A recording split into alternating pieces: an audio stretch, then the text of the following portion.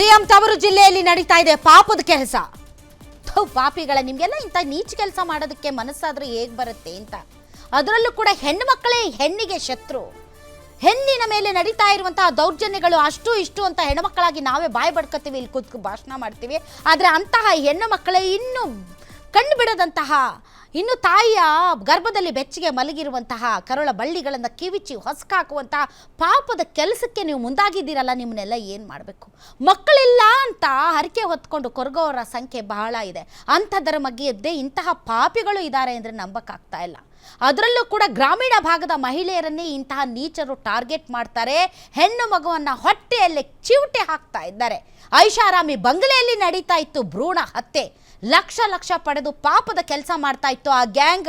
ಮಗು ಗಂಡೋ ಹೆಣ್ಣು ಅಂತ ತಿಳಿಯೋದು ಒಂದು ವಿಜ್ಞಾನದ ಅತಿ ದೊಡ್ಡ ಆವಿಷ್ಕಾರ. ಒಂದು ಸ್ವಸ್ಥವಾದಂಥ ಮಗುವನ್ನು ಹೇರೋದು ಪ್ರತಿಯೊಬ್ಬ ತಾಯಿಯ ಹಕ್ಕು. ಆ ನಿಟ್ಟಿನಲ್ಲಿ ಮಗುವಿಗೆ ಇನ್ನೂ ಕೂಡ ಭ್ರೂಣಾವಸ್ಥೆಯಲ್ಲಿ ಏನಾದರೂ ತೊಂದರೆಗಳಿವೆಯಾ ಅಂತ ತಿಳಿದುಕೊಳ್ಳೋದಕ್ಕೆ ವಿಜ್ಞಾನದಲ್ಲಿ ಕಂಡು ಹಿಡಿದಂಥ ಅತಿ ದೊಡ್ಡ ಆವಿಷ್ಕಾರವನ್ನೇ ತಮ್ಮ ಸ್ವಾರ್ಥಕ್ಕೆ ಈ ರೀತಿಯಂಥ ಪಾಪಕೃತ್ಯಕ್ಕೆ ಬಳಸಿಕೊಂಡು ಸ್ಕ್ಯಾನಿಂಗಲ್ಲಿ ಹೆಣ್ಣೋ ಗಂಡೋ ಅಂತ ತಿಳಿದು ಹೆಣ್ಣಾಗಿದ್ರೆ ಗರ್ಭಪಾತ ಮಾಡ್ತಾ ಇದ್ರು ಈ ನೀಚರು.